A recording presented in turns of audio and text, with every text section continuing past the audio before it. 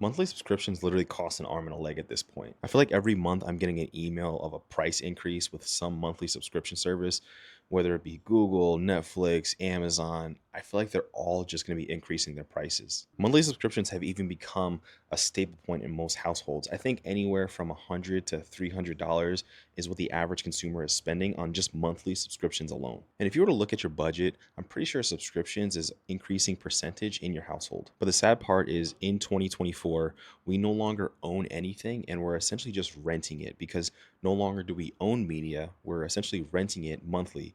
Think of the days of having physical CDs, physical copies, or even straight up purchasing something digitally.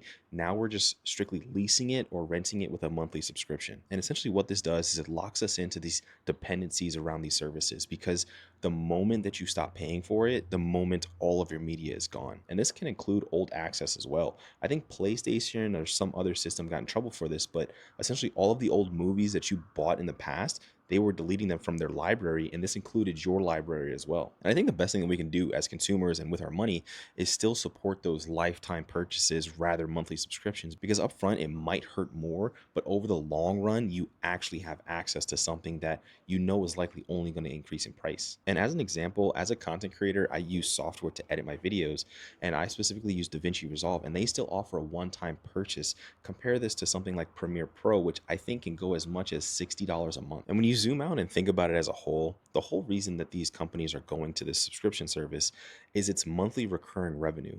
They went from an initial upfront purchase, right? And they could lose you as a consumer, but now they're essentially having lifetime consumers. Just look at Netflix, the whole subscription model streaming service.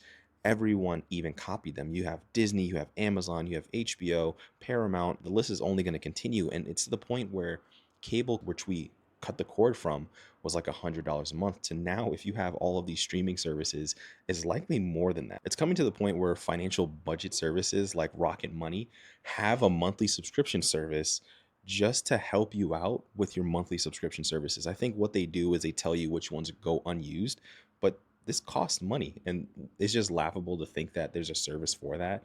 But at the end of the day, the best thing that we can do for our wallets is actually go through and make sure that we're actually cutting the cords to a lot of these services that we don't use. If you don't use Netflix on the daily basis, there's no reason for you to have it. It's just another thing that can tie up your day and your wallet because oversubscription is a real thing. If you were to actually line out all of the things you're subscribed to, do the math on how much you actually need it. Do you need all streaming services? Do you need all different types of VPNs? The answer is honestly no, because you probably spend your time working, you probably spend your time doing other things to the point where you don't need it. And if you were to list out all of your subscriptions, you probably don't need all of them. You only need maybe one or two streaming services.